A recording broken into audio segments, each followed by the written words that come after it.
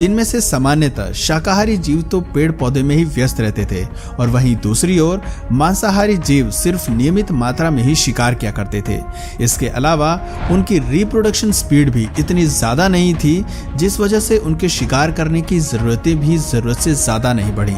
पर यह सब कुछ बदल गया जब धीरे धीरे आज से लगभग 1.5 मिलियन साल पहले अर्ली ह्यूमंस धरती पर आए। जब उन्होंने आज से तकरीबन 15 लाख साल पहले शिकार करने की काबिलियत हासिल कर ली, तो उन्होंने इसी काबिलियत के दम पर कई बड़े बड़े जानवरों को अपना शिकार बनाना शुरू कर दिया। हमारे पूर्वजों के ऐसा करने के पीछे मुख्यतः 2 कारण थे। पहला तो ये कि उनके पास ऐसी तकनीकें और ऐसे हथियार हुआ करते थे जिसकी मदद से वो बड़े बड़े जानवरों का बड़ी ही आसानी से शिकार कर लिया करते थे।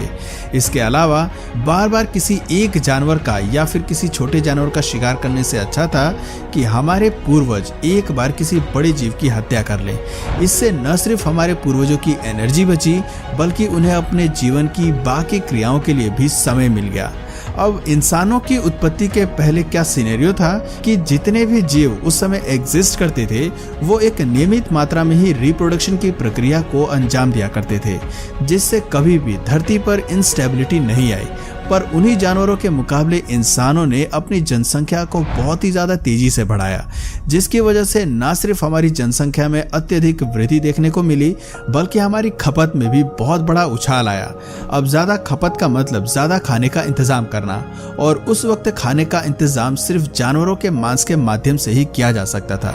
इसी कारणवश अपना और अपने परिवार का भरण पोषण करने के लिए जहां पहले एक इंसान सिर्फ एक जीव का शिकार किया करता था, उसने धीरे धीरे अपने परिवार का पेट भरने के लिए 2 से 3 विशालकाय जीवों को एक दिन में मारना शुरू कर दिया। और ऐसे ही न जाने कितने हजारों जीव थे जिनका आकार आज के जीवों के मुकाबले बहुत ज्यादा हुआ करता था। पर क्योंकि हम इंसानों ने उन्हें इतनी अधिक तेजी से मारा कि धीरे धीरे उनकी जनसंख्या धरती पर कम होने लगी, और फिर एक वक्त ऐसा भी आया जब ये पूरी तरह से धरती पर विलुप्त हो गए। यही कारण है कि ज्यादा से ज्यादा जीव आज से तकरीबन 1.5 मिलियन साल पहले ही विलुप्त होना शुरू हो गए, क्योंकि दुर्भाग्यवश हमारे पूर्वजों ने ही उनकी हत्या के पैमाने को जरूरत से ज्यादा बढ़ा दिया। अब अगर विशालकाय जानवरों की जनसंख्या में कमी आ गई तो जाहिर सी बात है कि एक वक्त ऐसा भी आएगा जब इंसानों को पेट काटने की आवश्यकता पड़ी होगी और उनके डेली न्यूट्रिशन में कमी आई होगी।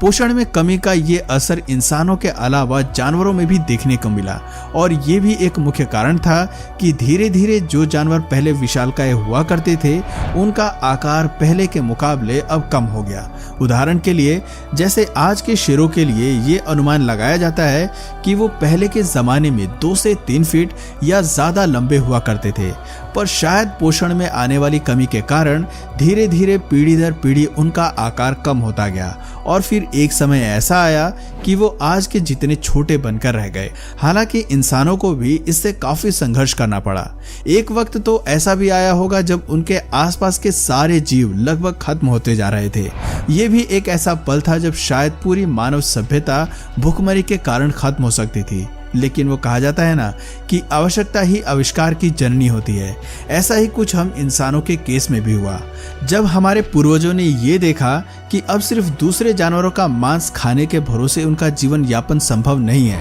तो मजबूरी में ही सही पर उन्होंने एक ऐसे शांतिप्रिय तरीके को खोज निकाला जिसके कारण आज दुनिया भर में लाखों किसान मौजूद हैं, और शिकार करने के उसी अल्टरनेटिव का नाम था फार्मिंग। जब हमारे पूर्वजों के पास खाना खाने के लिए बहुत ज्यादा कमी आ गई तो उनके पास किसी नए भोजन को खोजने के अलावा और कोई चारा नहीं बचा। मजबूरी में जब उन्होंने शुरुआत में पेड़ पौधों की ओर रुख मोड़ा होगा तो शुरुआत में भले ही उन्होंने जंगलों में मौजूद पहले ही उगे हुए फलों को खाया होगा, पर जब उन्हें इस बात का एहसास हुआ होगा कि इसे हम लोग एक परमानेंट खाने के स्रोत में भी इस्तेमाल कर सकते हैं, तो उन्होंने इसका सदुपयोग भी किया होगा, और इसी कारण प्रथा शुरू हुई खेती करने की और शाकाहारी जीवन जीने की।